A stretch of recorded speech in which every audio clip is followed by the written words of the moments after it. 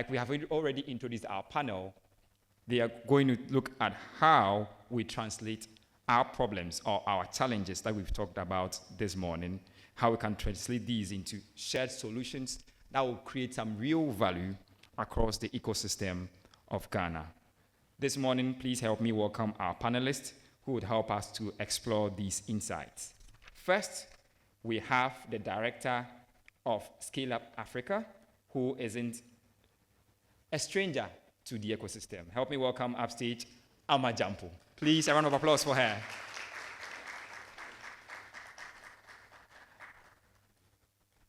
Hi. Another no stranger to Ghana's SME ecosystem happens to be the component manager and team leader of digital projects at GIZ. Emmanuel Mumuni, please. A round of applause for him.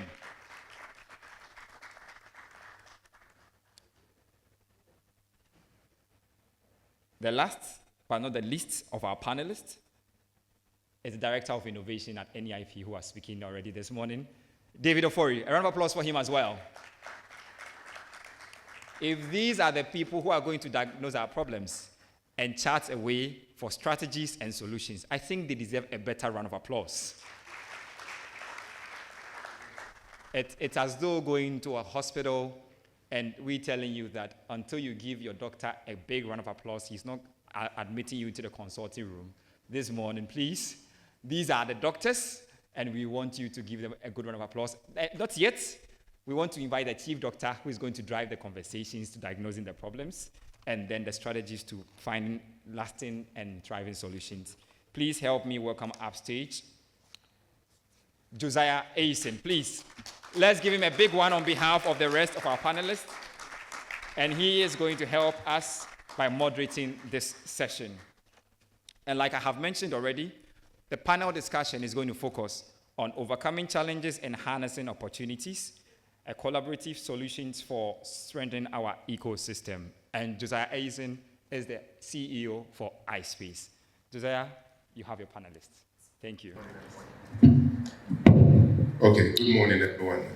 Good morning. Isaac, Mr. King, calling me a doctor, you know my secondary school teacher will be happy because, so thank you. I guess I'm a prophet then. There you go. Folks, good morning, everyone. Great to be here. It's good to be in a room full of your friends, so to speak.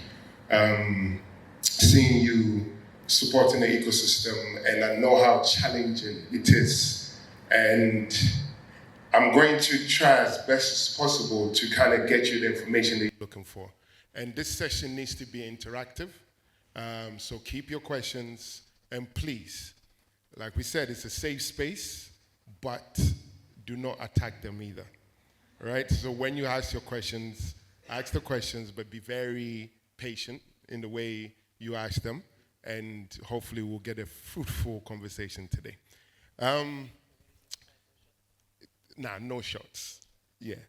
What we will do is, since you know me already, I'm very terrible at introducing people, so I'm going to let you introduce yourselves first, and then we'll get to it. So we'll start with my fellow bald-headed brother, David.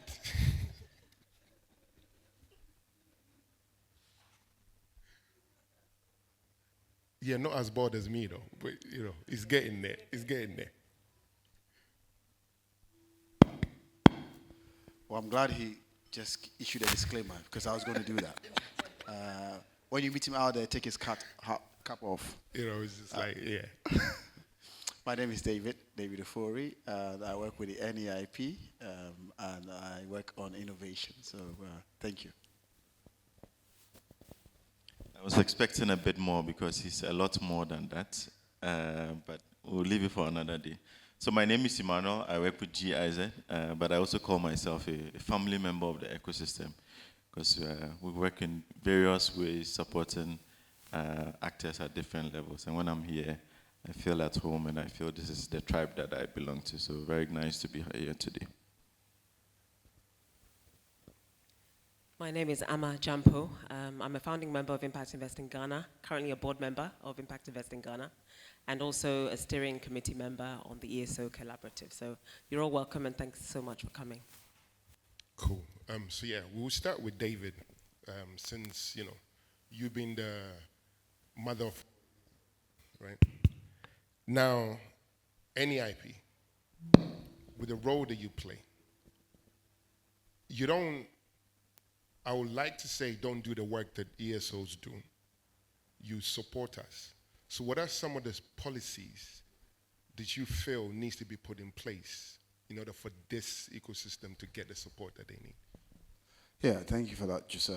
And I think, like we said, we're in a safe space. Some of the things that, personally, I think we have to do, there is support for ESOs, there is support for the network, but I honestly don't think it's enough. For where we're trying to go and try to get to as a country, and the admission that we have unemployment, and the admission that government cannot employ people the way we should, there has to be a bit more. We work with development partners, and if you look at the efforts they put in and the resources they put in, government should be doing more.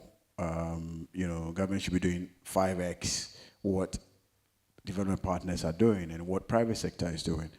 We talk about funding, and funding will always be, the key word, funding. And it's crucial because in the global south, our part of the world, the kind of critical funding that startups or entrepreneurs need to start off their businesses isn't available. In the global north, a startup may have access to overdraft facilities or some credit card, if you like, some bit of quick funding that they could rely on. Here, it's not the case. So that bit that an entrepreneur needs to be able to get to the point that someone will take a bet on them, it needs to be covered by government, because it cannot be covered by private sector. Private sector cannot take that hit, but government can take that, because at that level, businesses, we talk about the value of death, they can fail. If it's private sector funding, that means that there's a problem. But if it's government funding, then it's a safe funding. So part of the interventions that have to come from government is a lot more funding, I'm afraid to say, but also critical infrastructure. And the critical infrastructure is key. The ESOs here, the hub network, they are providing safe spaces for entrepreneurs to come to. But what are these safe spaces doing?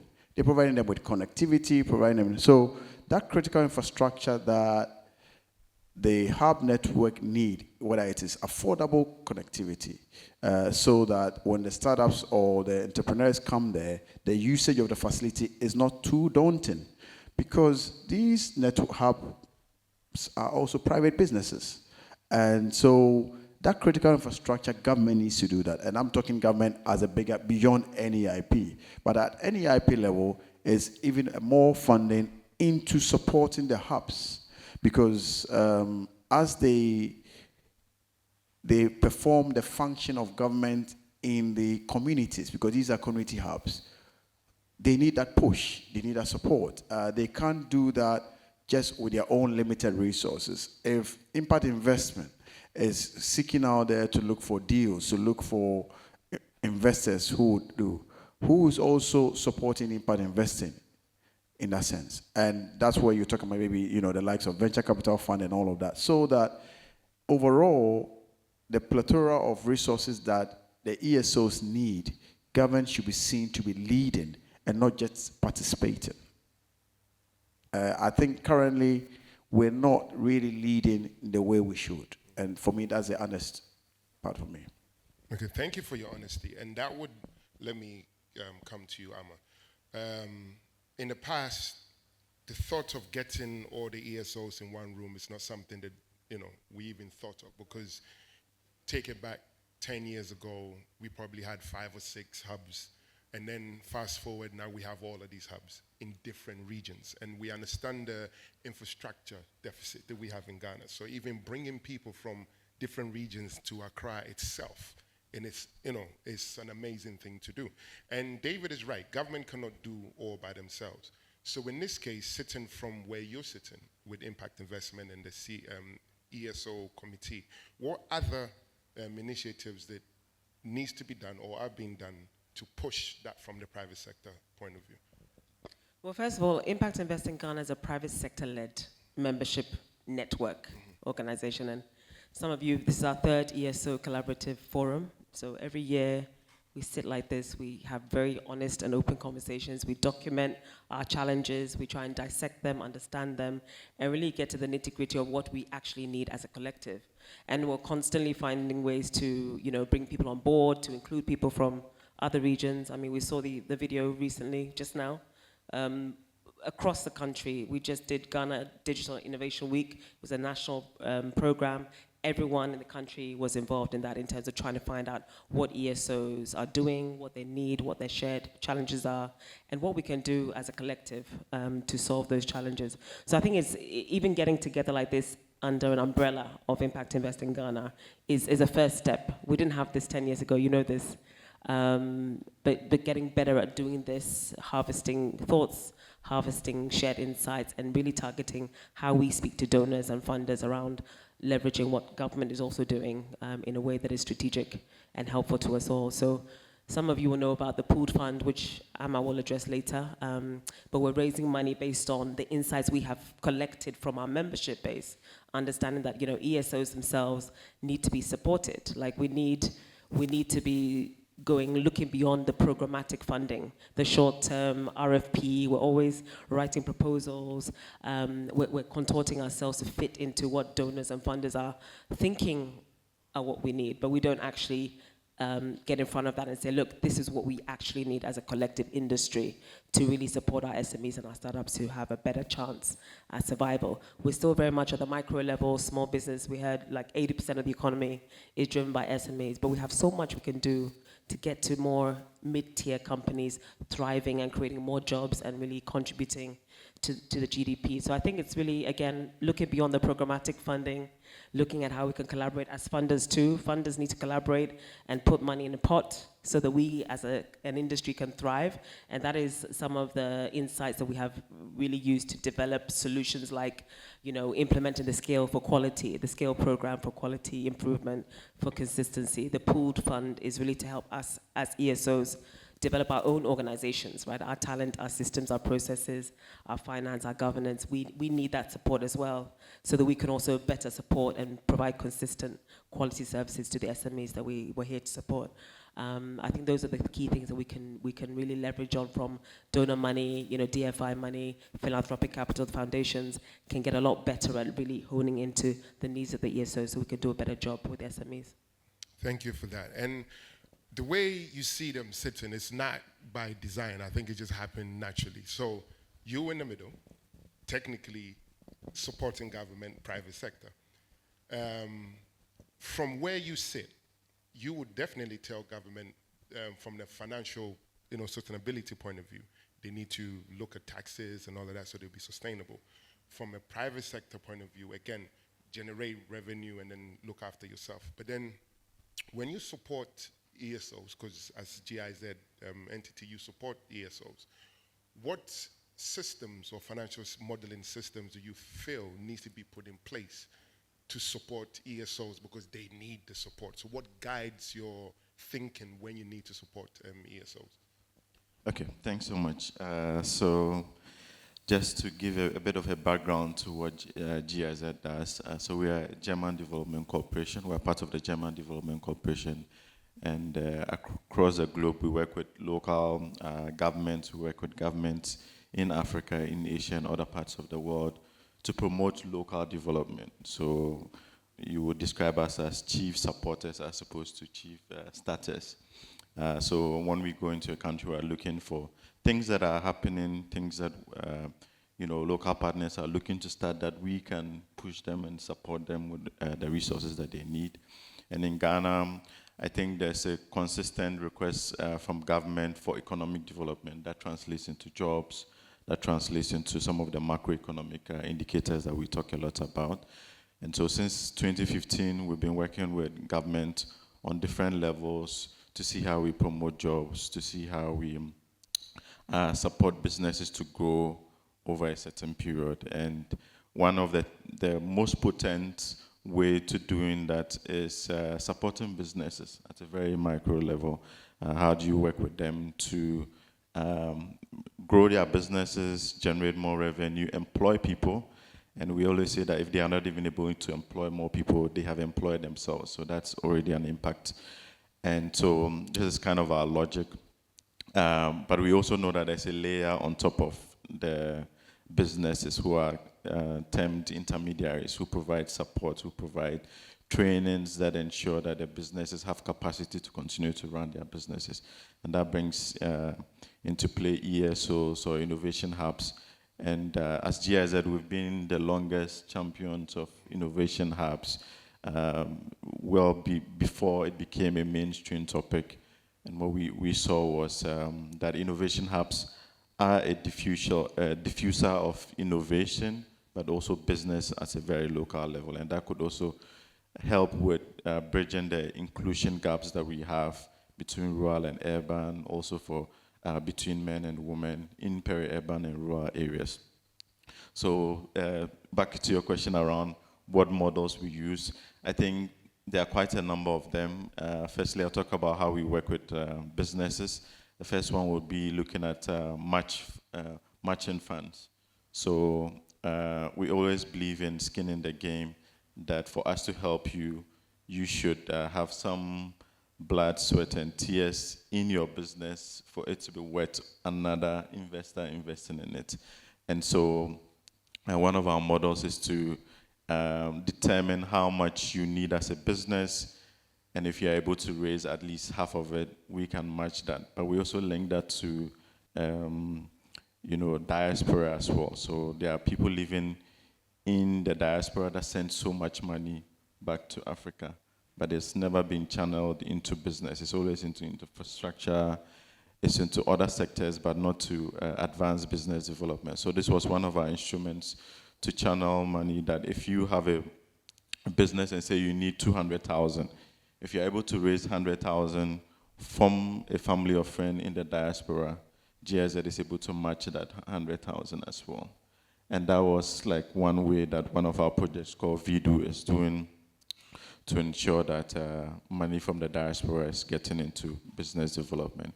Another one is a project called Develop, which is identifying very high potential companies, and in the same way, challenging them to raise funding, and then we match exactly how much they raise. And then since 3 years now, we've supported about 50 companies from a ticket size of 10,000 to 200,000 euros. And this goes directly into their businesses. There are metrics that we usually measure to give you the next level of funding as you need it. But those are the things that we do directly for SMEs and businesses. But on the hub side, it's usually not a straitjacket, because there are quite a number of innovation hubs that require support. So first of all, it needs to align with the mandate of the project. So for instance, if you an innovation hub that is specialized in agriculture, and there's a GIZ project that is also supporting the agriculture ecosystem, we put out an RFP that we want some local partners to be able to run trainings across the country. Then it opens up an opportunity for you to apply. Keep in mind that we are also working with public funding, and so we try to make it as open as possible, that everyone is having access to the opportunity to working with us, and not selecting a group of people that we constantly work with. So on our social media pages, we always have these call for applications, and innovation hubs get the opportunity to apply. They are either grants or working with us as vendors. And we've used the model of being a service provider to GIZ for a longer time, that innovation hubs can run trainings in their regions. They can support even governments working with NEIP to build capacity at different levels. And this is something that we continue to do for the ecosystem. And thank you for that. So David, I run an ESO, right? And I know how tough it is. And even based in Accra is tough. So can you imagine those that are outside of Accra? So when it comes to funding, and it's not only we're looking at the GIZs of this world or MasterCard, what is the government doing from your point of view in terms of NEIP? Because recently you did the hub support funding. How critical do you think that is, and can you tell us more about that? Yeah, that's very critical. And yeah, like you referenced, last year we supported the ecosystem, mainly some of the hubs with $7 million funding support, and that was all grants. And what we saw, we conducted a research with consultants, and what we saw was that because of how our ecosystem started in Ghana, and like we said, 10 years ago, it was just about 5 of you running hubs. They are essential and critical, but the formation was all teetering, you know, and I said earlier on in my remarks that the strength of your startups and entrepreneurs is dependent on the strength of your ESOs. So those who are providing that support to startups and entrepreneurs are struggling themselves, then what kind of entrepreneurs are you going to come up with? And that's why we contacted that. And that research opened our eyes to a lot more things, which included the fact that we needed that strengthening, mainly funding strengthening, and also standardization and specialization. If you are a hub, for instance, in Salaga, where predominantly you have yams and peanuts, and then you tell me you're doing fintech, that's completely incongruent.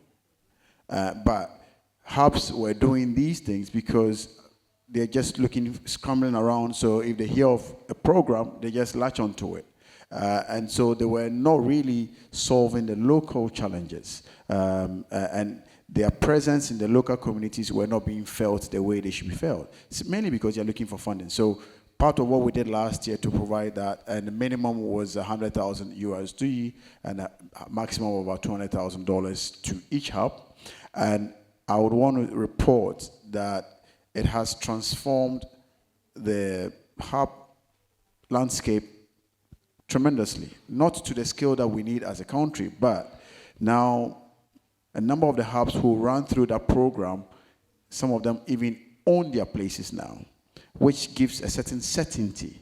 Because if I'm an entrepreneur and I'm connected to this hub, I want to be able to wake up and go there and not to hear that, well, the hub manager won a US visa lottery and then folded up and off they go.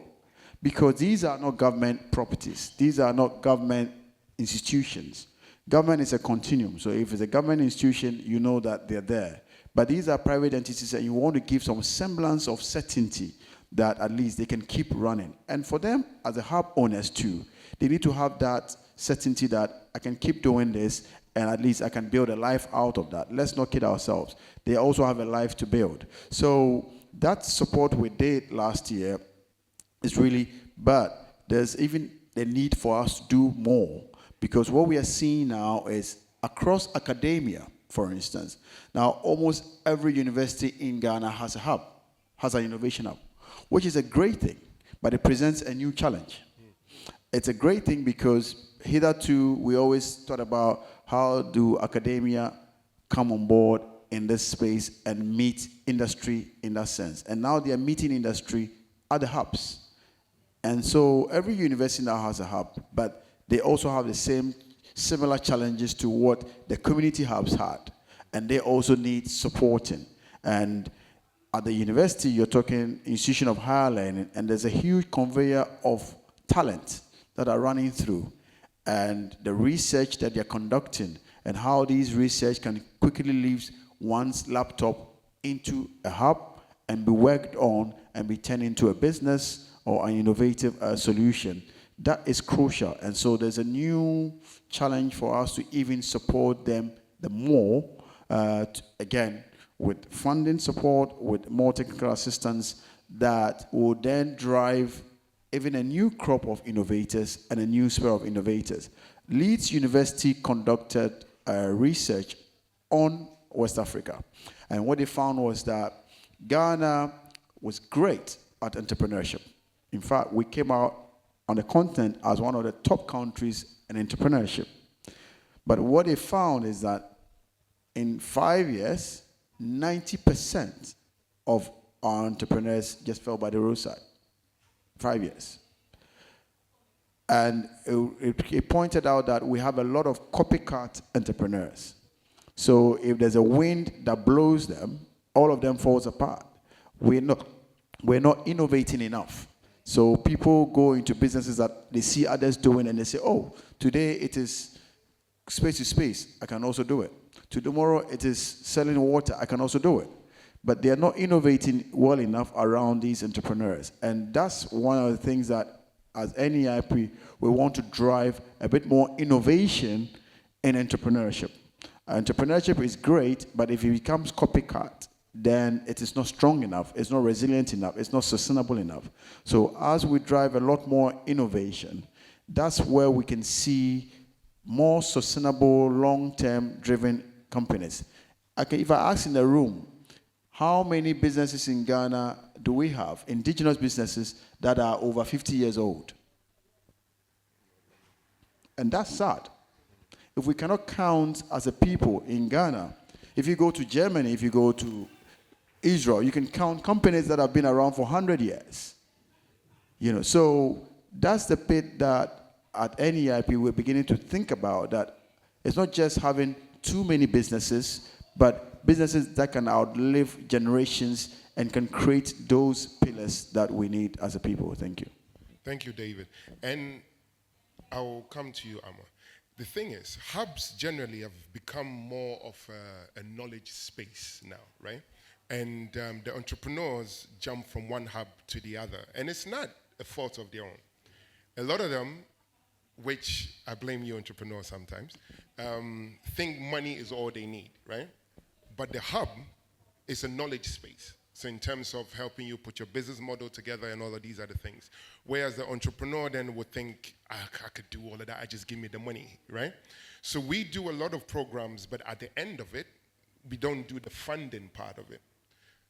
So I would say that what can impact investment Ghana do in terms of bridging that gap where the hubs remain a knowledge space, where we take you through the systems of this is how you build your business, and then I will develop them, get them investor ready, so that we can then feed into systems that maybe impact investment has, or get investors together so that we can have a pathway to investment. Because right now, we don't really have a pathway to investment or meeting investors in Ghana. So what can we do to then reassure the entrepreneurs that yes, go through the hubs, get the information you're looking for, and then after that, this is where you need to go.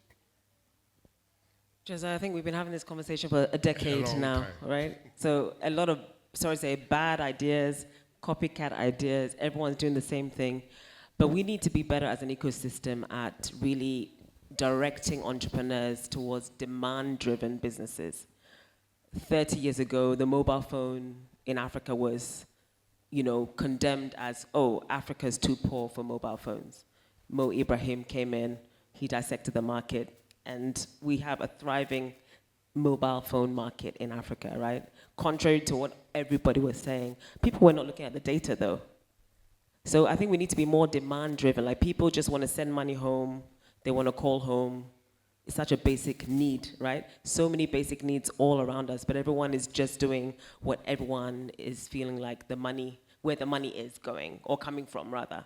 So I think the funding situation has not helped us, but we do need to get better at creating more direction around what kind of opportunities there are in the marketplace for you to basically kill it as an entrepreneur if you're dedicated and have the long-term vision to do the work, and then collaborate with the ecosystem for the support, and going from ideation all the way to build and growth stage. Then we can sort of navigate the value chain that is the ecosystem, right? Because you might do ideation extremely well, which you do, obviously, but then you have someone who's really preparing you to meet investors and get you really ready for investment readiness. That's a whole value chain and everything in between that needs to be recognized and mapped. And that's why we've come together as a collaborative, right? Who's doing ideation, who's doing investor readiness? We have Deal Source Africa doing some of that work. There are some consultants in the ecosystem that are doing that work. But how do we really map out our value chain ourselves as an ecosystem? And so I think going back to the point of impact investing in Ghana, institutionalizing collaboration as we have, I mean, to come together like this for me is still amazing because, again, 10 years ago, this was not something that we were even prepared to do. Everyone was sort of scarcity mindset, following the dollars and doing the same old thing. So I think these are some of the things we need to think about as a collective, and funders as well in the room. This is a collaborative. Impact Investing Ghana is bringing everyone together so we understand our shared challenges. That's the theme for today. Shared challenges, but the shared opportunities for us to really map out what we're not doing right. And one of the key things we're not doing right is really pandering to the demand side. Everyone just wants money. They just want to set up something that they can pay themselves from. And fundamentally, survival businesses, right? But again, how do we get better at figuring out who those entrepreneurs are that have the longevity and the vision and the grit to keep going. Those who are doing well in venture in terms of inward investment, the secret sauce that they all share is the operational and management capacity. People, talent. How do we nurture that as an ecosystem? How do we nurture ourselves as an ecosystem? So the ecosystem strengthening, the demand-driven market analysis and data, and then the actual talent and operational excellence that we need to build businesses to the medium term, mid-tier rather, to the 100+ employees, the governance structures, everything that investors want to see. How do we get more of our SMEs to climb that ladder as an ecosystem? And I think some of the conversations we're having with our funders is really around understanding that like an organization like ours as a collective and all the strategic programs that we run, it's very much data-driven, right? But we need to sort of be met halfway to enable us to do the work long-term. So we're always advocating for long-term, multi-year collaborative funding from our partners to enable us to do that graft work over time. Because building an ecosystem, it takes time. I know a lot of people have sacrificed a lot personally, incomes, opportunities just to do this work. I always say this work is like a public service. Government should be paying us for this. Exactly. Right? We should be able to have a decent salary, right? Like, I'd have to take work from abroad because that's the only way I can get paid for my expertise, right? If people think, I'm a rich woman, but I'm not, I'm passionate about this space. I've been very consistent. You've been very consistent before this became a thing. So I know a lot of personal sacrifices have been made to do this work, but it's necessary, it's needed. The economy needs it. The economy needs us. So how do we collaborate more effectively? And I think this is why we exist, right? This is why the ESO Collaborative was identified as a strategic vehicle for funders to talk to us as a strategic, place to do this long-term field building work. Thank you for that. And so my last question to you, Ima. This ecosystem that we're in and the work that the ESOs, the hub managers particularly do, a lot of them are just literally thrown into the deep end, right? So they kind of have to figure it out when it comes to how to support the entrepreneurs or even run the organizations that they run. Because, running an ESO is a business in itself, right? But there are missing knowledge gaps. And again, by nature, the fact that we don't trust government, so when government want to do events or training programs, not shots fired, but we tend to feel that if I don't belong to this political party or whatever, then I'm not going to be selected for such a program and whatnot. But in reality, training the ESOs and building their capacities supports Ghana as a whole. And I know the amazing work that GIZ has done in the past, Make IT has done with Ghana Hubs Network. How can we then work together more in designing programs that build the capacity of these hubs, not only from a local point of view, but also build us to the point where we can build businesses or support businesses that can then scale out of Africa, so to speak. Because Can I just say something really quickly? I think we need to give props to NEIP because I remember a couple clap of for years them. ago, They've done well. David was sitting here and it was like, pop, pop, pop, pop, shots fired, government is not supporting it. And they really stepped up and really negotiated the 7 million for the ecosystem. And so it's something that we can reference. So we've done it. You've done your impact reporting. You've got your consultant in. We know that this kind of ecosystem strengthening is essential. Yes. Right? Looking after the ESOs will translate into better results. Right? It's a forest we're building here, right? Everyone looks at the leaves and the branches and the stuff you see above the ground, but the below the ground is the relationships, the trust, the thinking, the data, the insights, all the stuff that we haven't really had the space and time to develop as an ecosystem. That's really where the magic will happen. So sorry to cut you there, but I wanted to acknowledge that. Yeah. Thanks. We love you, David. Okay, if I get your question right, how ESOs can work better with development partners? I think it starts with the knowledge, like you mentioned, just identifying what the knowledge gaps are and what the knowledge interests from the ESOs are. Because when you sit from far, the view is different from when you are in it. So a development organization might, come to you with a training, but you know from inside that this is not what you need. So it really needs to come from you.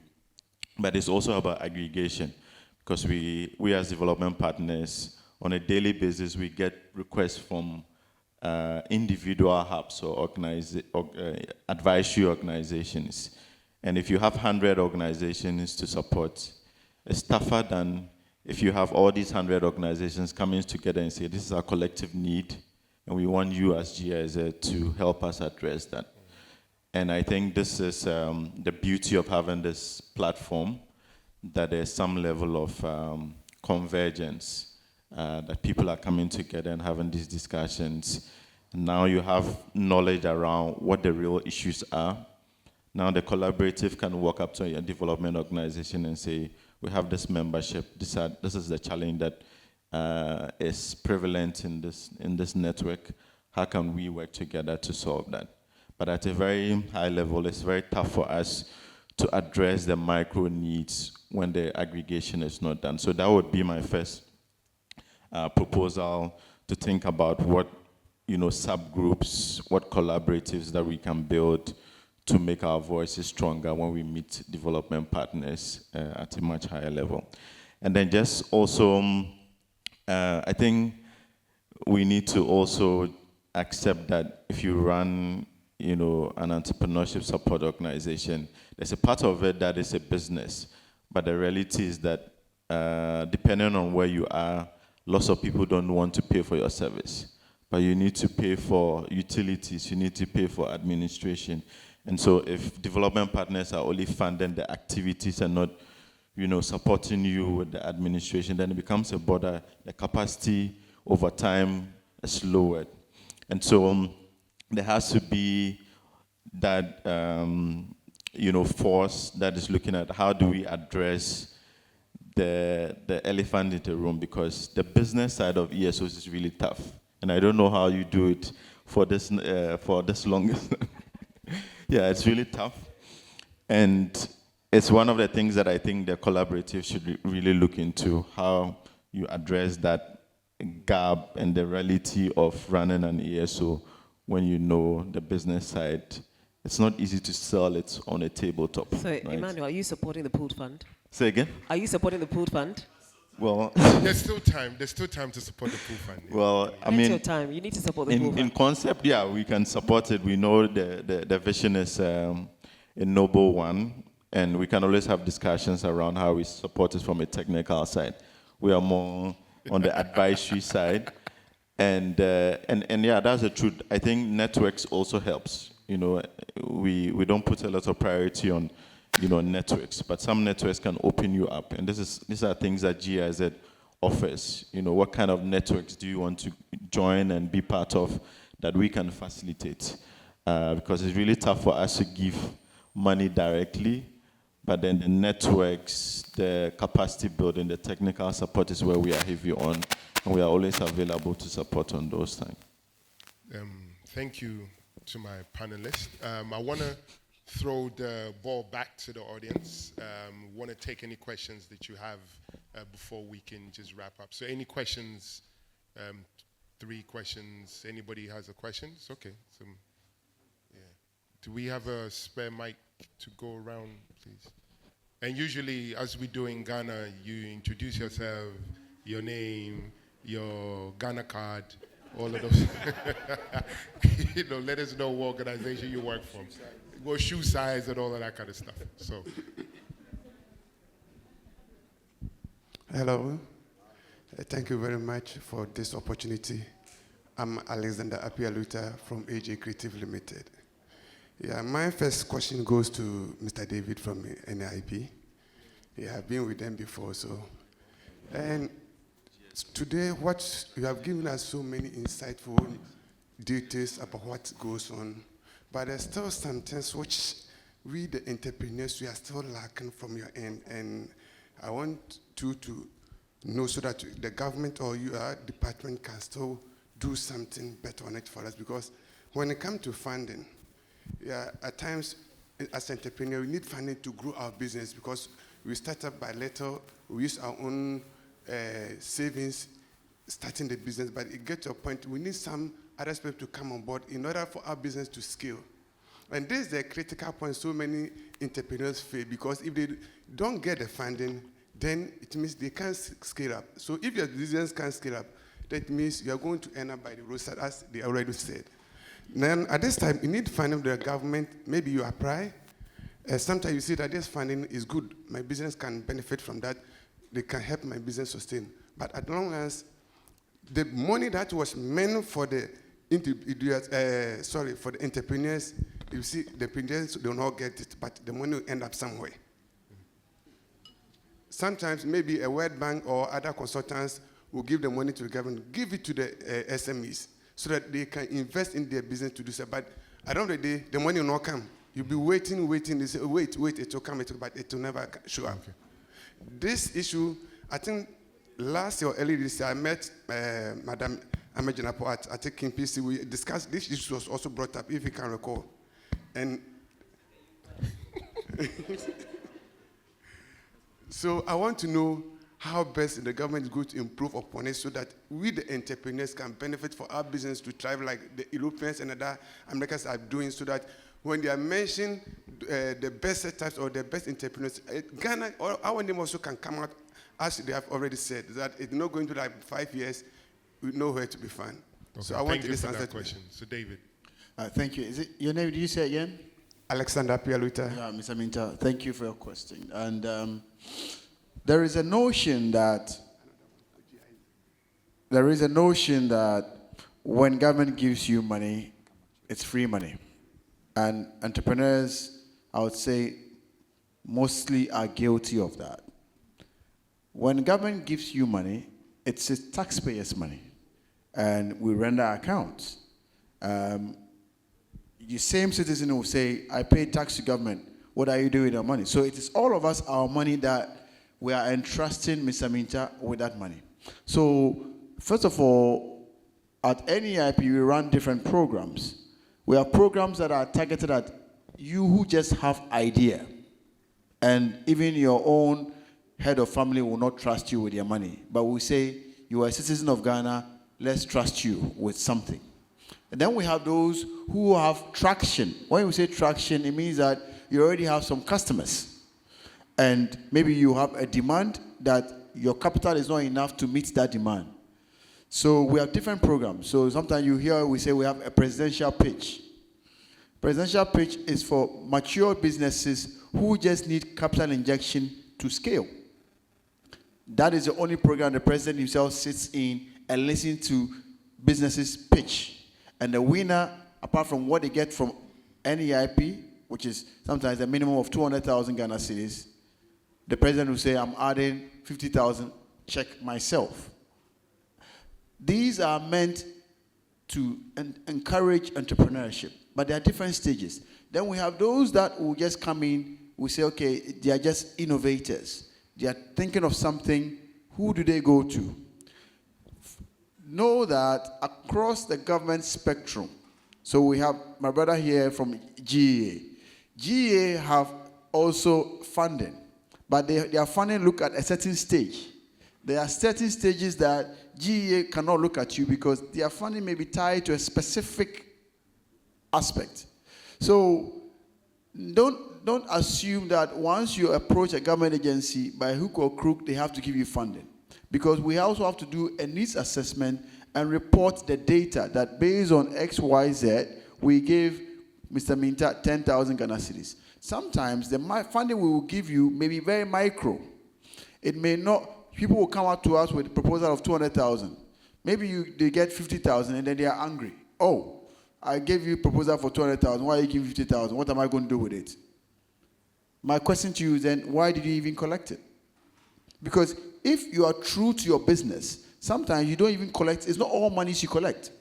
Even an investor may come to you and you tell Mr. Investor, I'm happy you are prepared to take a risk on me, but this funding, no, because I'm looking at this. How many of our businesses will say no to an investor? Because we think that, every money is money. But not every money is money. Because sometimes the investor is giving you money and the paper you're going to sign on is changing the rules of the engagement.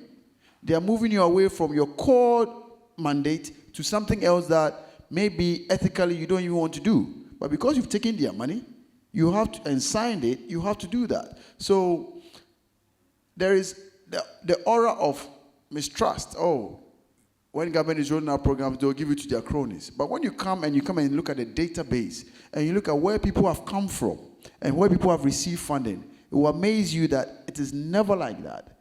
There is that notion, and I work with government, so you always get that being hit at you. But it is far from that. And sometimes I would want to say that you can visit our office and see data for yourself and look at where some of the beneficiaries come from.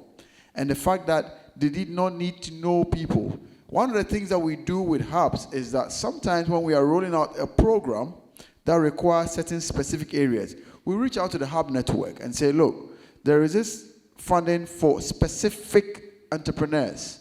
So those who have come through your doors as hubs, give us those specific entrepreneurs. And the hubs know you better than we will do. So the hubs will present and say, we work with this, we've done incubation with them, or we've done accelerator with them, and we think they are ready for this funding. And that's how we collect data from them. And that's why we always encourage people to be part of the network. It is crucial because that is when you get to hear what goes on where. Thank you. Thank you. Thank you for that. For the sake of next question. time, Josiah, are we able to take a set of questions, about 3 of them? And then answer them? Yes. Yeah, we'll do that. He said he had a second one for Emmanuel. I'll give him 30 seconds to ask that question, if you don't mind.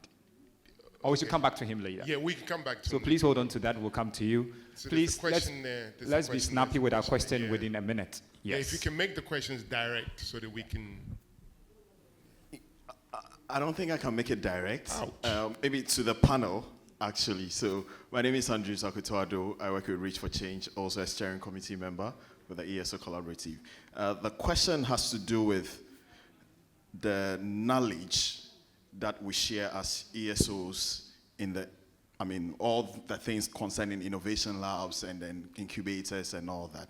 I hear Emmanuel saying innovation hubs in the context of maybe, let's say, enterprise support organization. I know there's a session on the shared common language, but then when it comes to development partners, perhaps they have their way of defining some of these activities, in terms of what an ecosystem player is running, and then they will define it in some way. Are we patient enough to work with the likes of NEIP, Impact Invest in Ghana, or the collaborative to sort of have a certain systemized approach of defining some of the activities that takes place in the ecosystem? The next layer of it has to do with how we actually fund the activities of hubs. I know that there are some hubs that shows enormous potential, and then you want to go into the north and then work with maybe a Northern Innovation Hub or someone and all that. But then when you look at the regional base of those hubs, can we bring them all together, that these hubs in Accra, these hubs in the north, we are going to be running this program focused on these activities in the northern region, and we are working with the collaborative to set the agenda that will set the tone for the type of program they want to run. As a development partner, as an NEIP, are we able to explore that? Because some of the hubs have a certain ownership or some sort of engagement with the development partner and all that, so that this becomes an ecosystem development activity, not just a hub run initiatives and things like that. Are we able to explore that? Josiah is laughing. He's smiling. But I think I just want to say. I want to take one more. Yes. Okay, so I come to you. I think I saw him first. I come back to you. Thank you. Thank you. Yeah, my name is Christian Jan. As already mentioned, I'm heading the program support of the private and financial sector, and we are working actually with a lot of partners from the ESO collaborative in various ways. Well, first, thank you also for inviting us, and congratulations, I think, to this event, what is, I think, really needed and timely to really have an open discussion about it. And I just wanted actually to pick up now on the last comment, which I would still have some more comments to other topics that have been mentioned, but it fits really quite well, because in one of our activities we support exactly the building of such regional networks, and we are in touch with the ESO collaborative on that, but which looks exactly into bringing all stakeholders together, ESO, but also government service providers, financial service providers, etc. And we did that in 4 regions already, and next week on November 12th we have actually a big regional network here in Accra for Greater Accra region, where we exactly trying to bring these all players together, and also not to double and come up with another GIZ initiative. We are always saying this has nothing to do almost with GIZ. It's a Ghanaian network in the regions where we really strongly look for ownership, otherwise we are not supporting a single cedi of it. And that is what it is really all about, and I think it is needed also from a donor perspective. It was also said a couple of times, how to collaborate really better together. And all of us who are working already a bit longer in this field, yes, we're talking about that since decades. And but I think it's really time to take it serious, because we are running out of time. I mean, every day that we are not moving and just talking, I mean, people cannot get fed and don't know where to get the lunch from on the next day. And at the same time, looking at the climate impact, that's another point where we cannot wait anymore. So that is why I'm very happy to have such kind of initiatives where we really come to tangible results, actionable results, and I think we can do a lot more if we work more together from donor development partners, but government side and the private sector. Because in my work, we also very often here working with the private sector, we don't want to have the government sector on board because then it just prolongs and delays processes. So we are always looking in kind of, it's a private sector owned and government supported process, because I think government are needed to provide a better enabling environment. I leave it for that moment. Thank you. Thank you very much. I think since his comment addressed a bit of this, we want to take one question more and add it to the panel. She raised her hand, didn't she? A bit more, we'll come back to it. I have somebody here, Okay. and I'll come to it, yeah. Hi, good morning, everyone.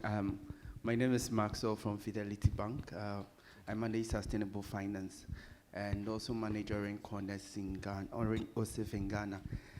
My question is to Amma, and then it is, how would you recommend that the collaborative share data so that people like us, when we have to manage programs, we can log on and see that this entrepreneur has been here or has been here or has been here or has received this amount of funding in the past year or in the past 6 months, and we can make data-informed decisions about who to support and who to onboard.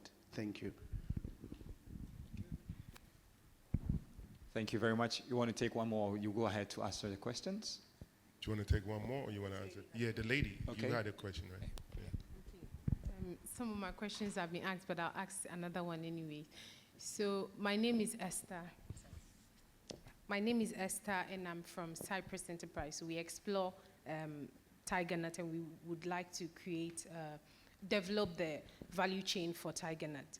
Now, the challenge we have faced for a very long time is the fact that a lot of, even though we say we should empower entrepreneurs and all of those, but the development chain they don't actually accept our product like that. They are saying it's not well known, it's not this, it's not that. So even if we struggle, just like she said, you work for other companies to fund your company, and we do all of this, we set up the necessary thing, we meet standard, the quality is good, but the value chain is not very acceptive. The people, the retails, the shops, and now I would have to go into the international supermarket, which is not also very easy to get into.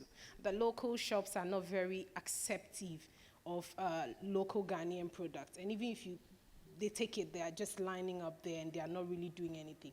We do our marketing to our level, to the level we can afford. But what is the ESO doing to actually develop this problem or address this problem on behalf of us? Because many entrepreneurs are coming into the market every day. There's product development coming in, all types of products coming every day. But you put it in the shops, the products will sell quite all right, but sometimes they don't even want to accept these products. So what is the ESO doing to help us in this area? So just a quick wrap up of the questions. You talked about whether as developing partners, you made it quite open, we are patient enough to work with the partners to ensure that we are all aligned when it comes to common language and all of that. He also asked about the plan to consolidate hubs and set an agenda that would help for support for the ecosystem. Then regional-based collaborations or consolidation. Then we talked about providing visibility across the network to allow for data-informed decisions for organizations like banks who will want to support the ecosystem. And finally, the challenge of access to local markets faced by SMEs. What is the ESO doing to help address this? Over to you, panel.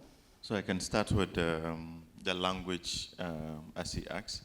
I think it's a very important point because we started this in 2019 when we had big arguments about what an SME is and how it's differentiated from a startup and what really an innovation hub is. And at the time, we were working on a regional project in GIZ, and we had colleagues in other countries like Nigeria, Tunisia, and Senegal, and they also had different, definitions.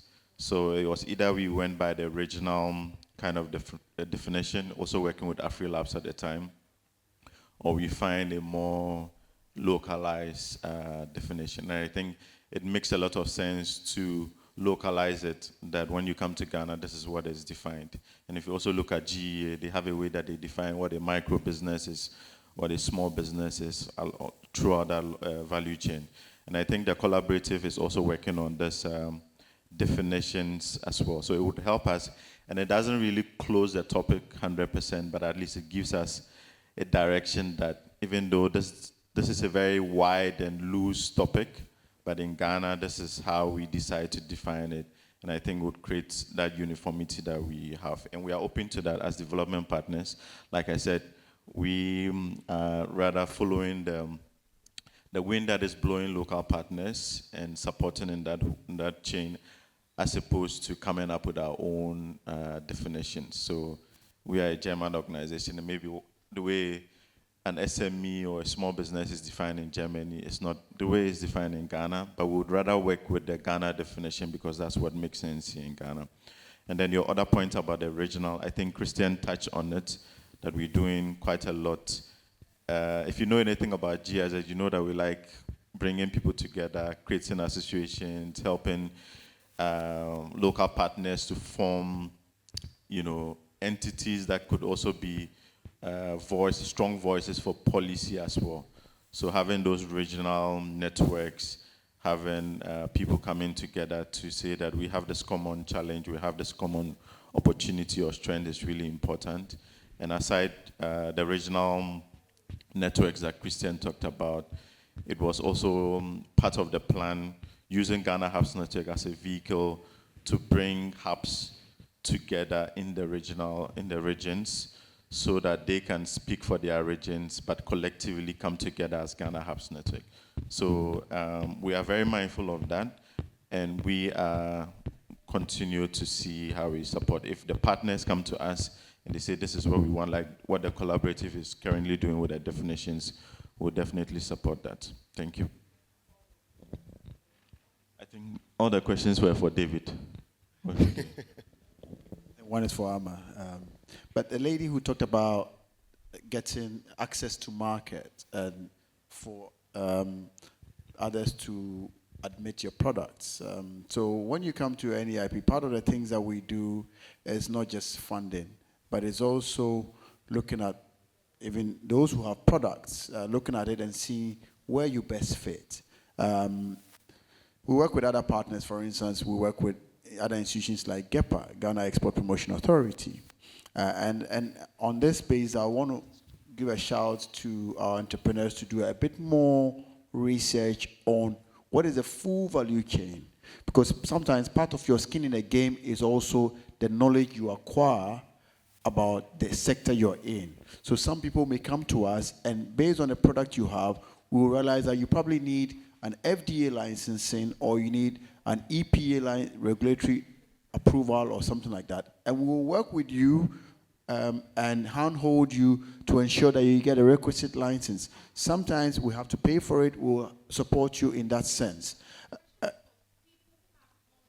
Yeah, so when you have all of that and you're not getting access to market, for instance, we as an NEIP, we put our seal. I mean, we don't give you a physical seal, but we can say, look, reference us and say that we give a seal of approval for the product you have. Maybe you may have conversations with, let's say, Melcom or whichever shop, and they are not hearing you.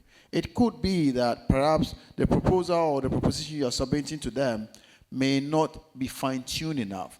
Our business development desk will look at that, because these companies are also private entities, and they are not duty-bound to accept your product because it's a made-in-Ghana product. We have to agree on that. So sometimes there may be some fine-tuning things that will have to come into the conversation and even assist you to say, look, this wheat product or this millet product, we think that should be given a chance. I would want to say that government cannot go and force the hand of a private market to say, accept this or don't accept that, because they're a business. We can only support in the negotiations and in the discussions.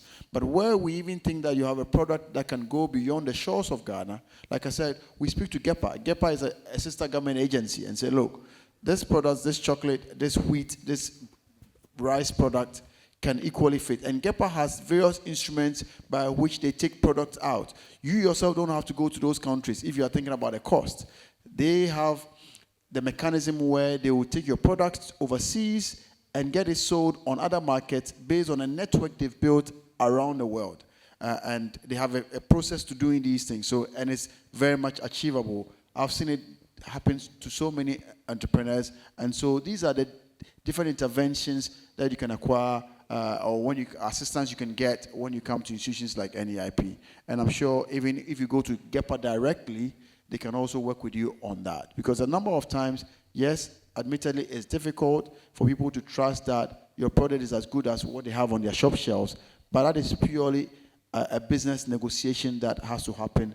And we'll support you if there are some things that you need to fine-tune, or you need to, because sometimes it also requires pitching. And how best is your pitching? And Josiah will tell you that pitching your product is also very crucial in your entrepreneurial journey. And how you're able to convince people to put a Ghana CD on you is also important. I think to add to what David is saying, the first question any entrepreneur should be asking is, who's buying?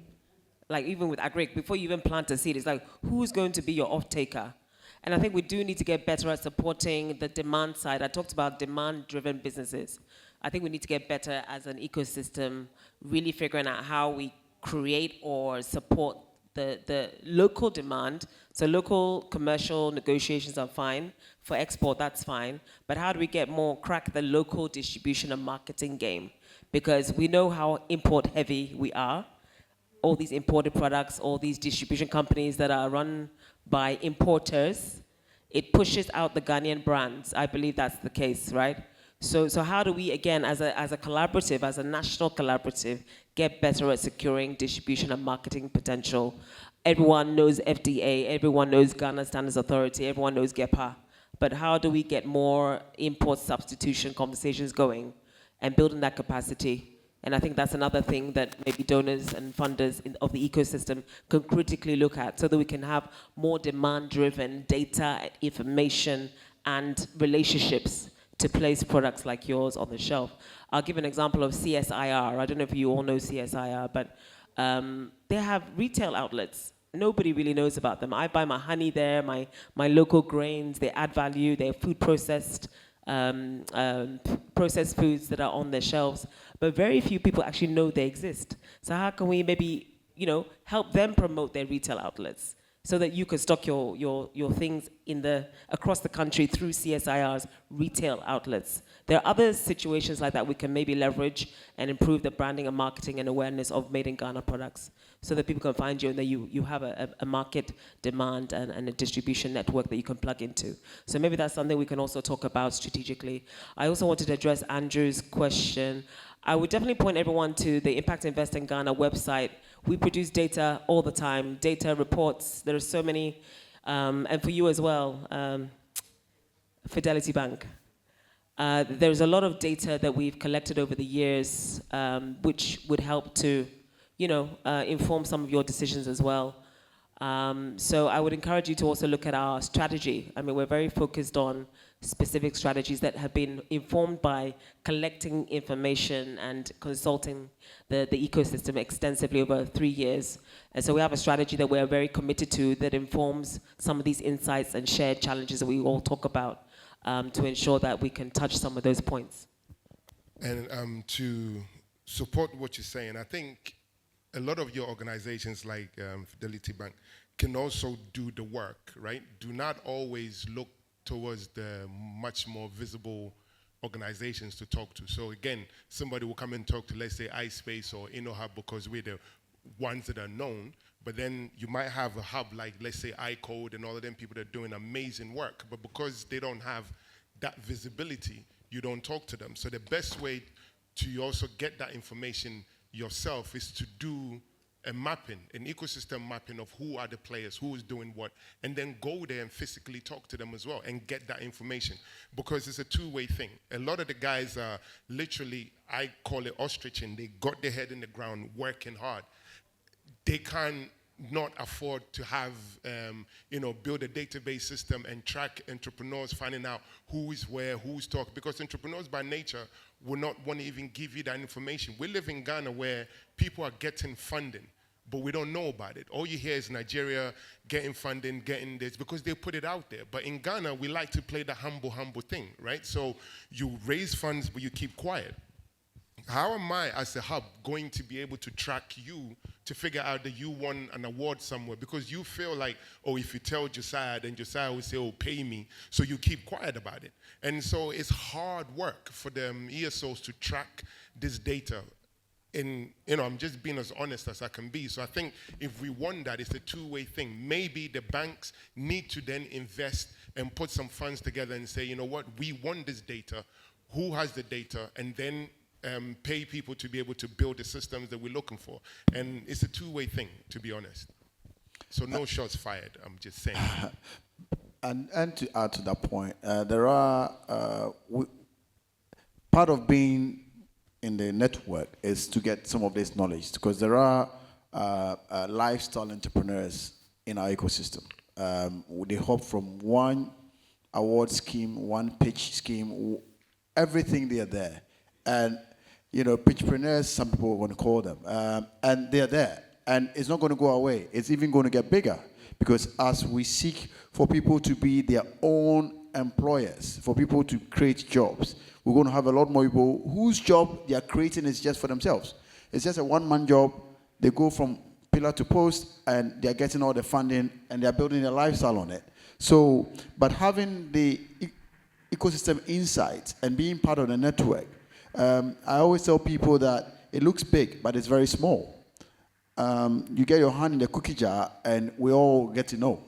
And the next moment, you go to Ime's office and apply for something, and you're not getting a response, and you don't know why. But he knows what he knows, and we get a blueprint of it. So being part of the ecosystem means that you would get to know some of this information if you stay close enough. But I also want to encourage institutions like the banks that sometimes I would wish that you don't compete with the ESOs, but you support the ESOs instead. For me, I find it problematic, personally, coming from where I've come from. And just for your information, I was part of the Accra Digital Center, and so I know Orange Corners very much. I find it problematic when banks go into establishing hubs. It is my personal view that banks should not go into establishing hubs. Banks, your core job is being a bank and providing finance. So banks should be supporting the likes of IIGH, supporting other hubs to build their capacity and not compete in the space, because that's where the problem is, where now you are having to rely on the community hubs to give you key information that you don't have, because you cannot have that because not many people walk into the bank hub. EcoBank started establishing a hub, a fintech hub, and not many people could go into the facility, but they'll easily go to iSpace, they'll easily go to iCode, they'll easily go to IIGH. And so we need to also, as part of our standardization, have this honest conversation that certain institutions are better off supporting the ESOs and not competing with the ESOs. Thank you. Thank you, David. Thank you for that point. I think, any more questions? No. Just 2 questions. Just 2 questions. Rapid fire. Yeah. Please keep it under 30 seconds. Any other in the room? So one here. One where? Okay, so I think you go first because you had a microphone, and then just under 30 seconds, please. All right, thank you. My name is Mansa Aisioshwe. I run an enterprise development organization, providing support to SMEs, helping them to leverage structures and processes to strategize for growth. I found it interesting that I think the gentleman from GIZ, he mentioned support for funding for operational activity, because most of these international development organizations who provide support are ready to provide support for a particular program, but they're not looking at helping you with your administrative operational support, funding in that area. And then NEIP, I think, also spoke about legacy businesses not being in existence again. And I think there's a kind of correlation there where if we're not helping them administratively and operationally to build their capacity there and become stronger businesses, how are we expecting them to become legacy businesses? Because they keep chasing programs to be able to survive because they don't have funds in that area. So do we have a solution? Do we have a conversation in that area? Are we looking to help them with funding in that area? Thank you. Okay, thank you, and let's make it very snappy. I think I'll just repeat myself that donors need to be more collaborative and fund organizational development of ESOs and broader ecosystem strengthening. I think that's the only way we can really get back to building legacy businesses and job creation at the scale of which we need. Okay, so that's directly directed to the donors and funders in this room. Great. So my name is Peter Asari Nyakon. I'm from the Center for Financial Literacy Education Africa. So within the ecosystem, there's a challenge that I think we are not paying much attention to: duplication of efforts. I believe most of the ESOs are duplicating efforts. When Mr. David Ofoe was speaking, he made mention that some of the universities are setting up innovation hubs. So as ESOs, how do we collaborate to make sure we avoid duplication of efforts, and in that order, maximize our impact across the country? Thank you. Thank you. Right.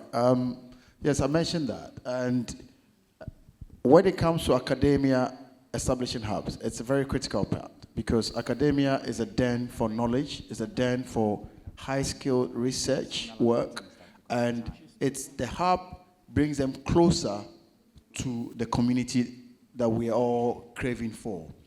The duplication, you're right. There are some hubs who are doing almost everything and all of those things.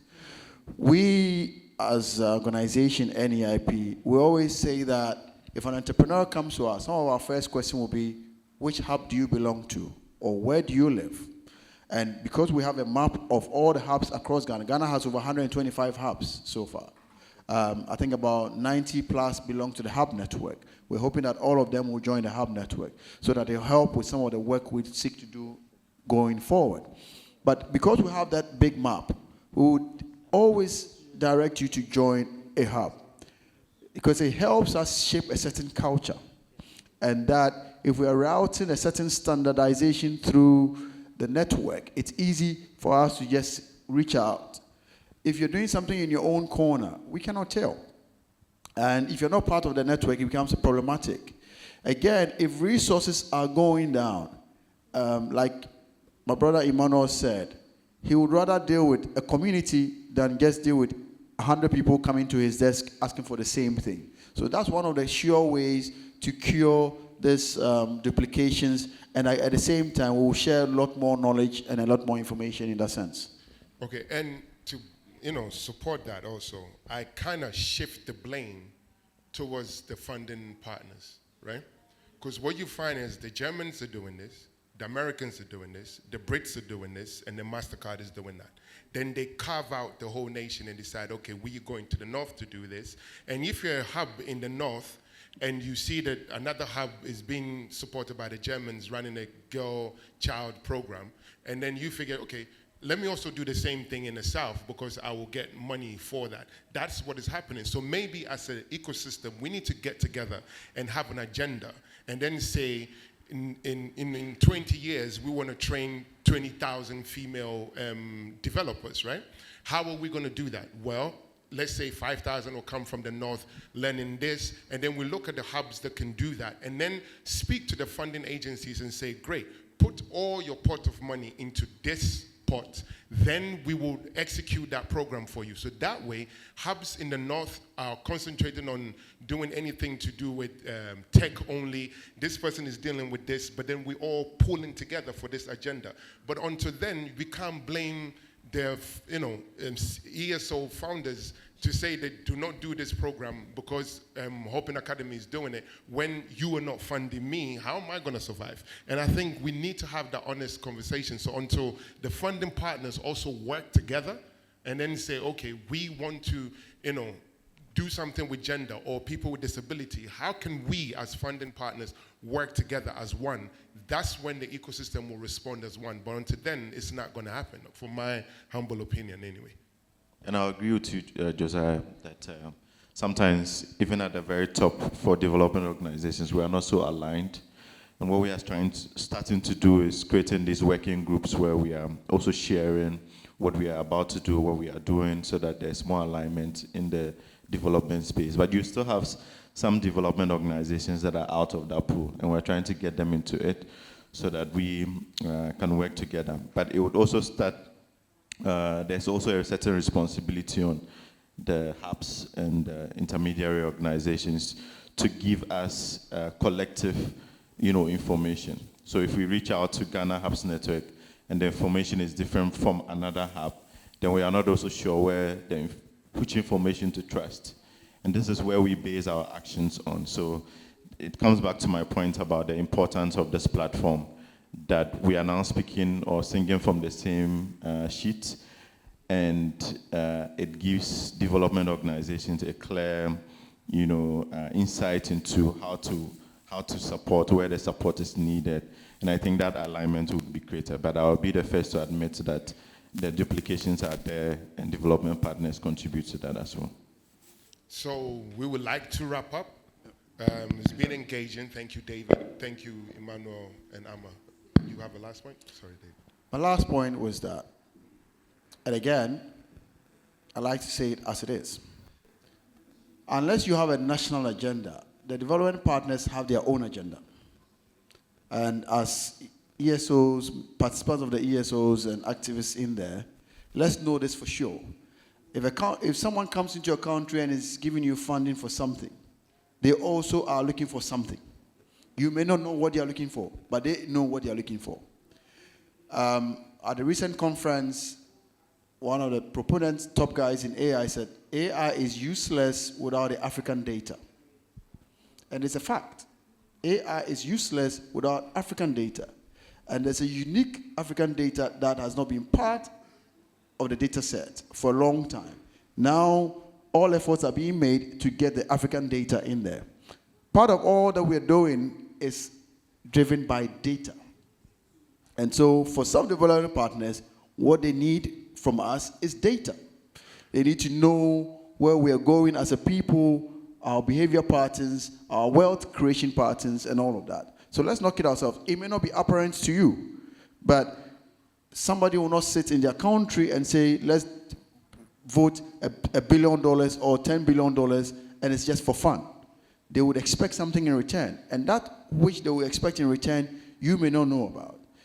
If we don't have our own national agenda and say, this is what we want as a people and this is where we are going, and sometimes we should be bold enough to even refuse support. That is crucial. You should be able to say, yeah, you're going to give me support in this area, but that's not where I'm going. Because otherwise, you find yourself just being a pawn in someone's own game. And that is something that sometimes leads to the duplication, because you say that it's duplication, but they still insist on doing that because they want a certain information, and they want the information for themselves, and that they can report back and said, when you give us this money to go into Africa, we got this information back. And if you look at the ecosystem continental, it's cut across. You have Ghana, you have South Africa, you have Kenya, Tunisia, and these are the same places that we talk about and we have these conversations around. So every major development partner is found in these places, and they're collecting information. And these are also the thriving ecosystems on the continent. So let's be mindful of that even as we go about our ESO work, know that everybody, the one who is bringing the funding calls a shot, and they need something from us, and you may not even know about it. Thank you. Thank you, David. And so for me, I will just say that being in the ecosystem for so long, I'm beginning to see that growth from, the creation of Ghana Hubs Network with only 10 members to now what it is now, and now having an ESO collaborative. That was something that we never even thought of. So that shows you the growth. And then even in that, we have an investment arm of it. So it tells you that we are moving in the right path. So we need a little bit of patience. Let's keep having honest conversations. We need to keep seeing what is happening outside and then want to bring it inside. But again, let's have these honest conversations and be patient with ourselves and then move in the right directions. And then again, those of you that are on social media and everything else, keep talking about such events. What you learn from here, why is it important? Tag organizations that were not present, why they need to be part of that conversation for us to grow in the direction that we need to grow in. So thank you very much to my fellow panelists and to you in the audience for the amazing questions that you asked, and looking forward to engaging with you soon. Thank you. Thank you very much. Our panelist and our moderator, the team of doctors and our lead team doctor. A round of applause for them once again, please. And the mark of an insightful panel discussion is one that leaves the audience with a lot more questions and comments. Unfortunately, we don't have enough time. But we assure you, we're going to have a lot more work sessions, and some of these questions I'm sure might be addressed in our breakout session. So if you unfortunately couldn't ask a question, we say there's still more room for it.